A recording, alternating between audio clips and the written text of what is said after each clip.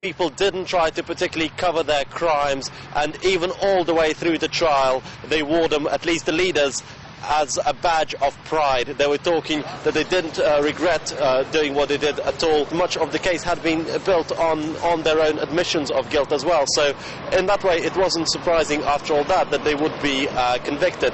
Now what is more interesting, of course, is what kind of sentences they will get. This we will find out in a couple of days, but the maximum sentence most of them can get is actually 10 years, because that's the most you can get if you're underage in Russia. So a lot of these people, they were also very young when they were committing these horrific crimes. Some of these people, a couple of them were found not guilty, but that's because they were mostly members of the same gang, but they were bystanders. They didn't participate in the crimes themselves, but even there it was a very tight decision. It was 6 members of the jury voting to find them guilty and 6 members voting to find them not guilty. Now, for a background into these criminals and the details of their horrific crimes, here is a report by my colleague Denis Kaladin. The Renault gang case was destined to become high profile.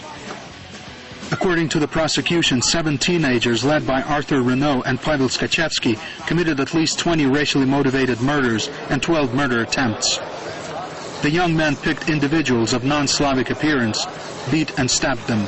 They kept in touch via mobile phones and the internet. Then they'd get together for what they called actions. Their attacks were always sudden and had one purpose only: to kill.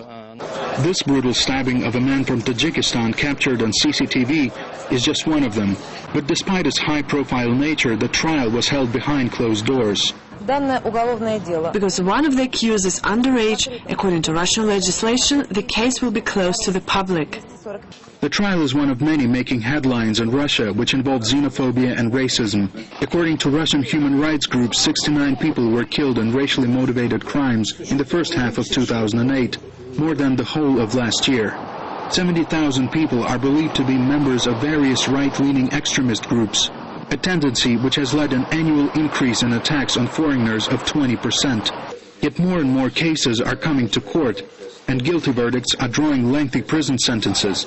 In May this year, a Moscow court found 8 men guilty of blowing up a multi-ethnic market in the capital in 2006, an attack that killed 14 and injured nearly 50. They received prison terms ranging from 2 years to life. 7 members of the Renault gang have confessed to all the killings in October. 2 other members were acquitted. Denis Kaladin, RT.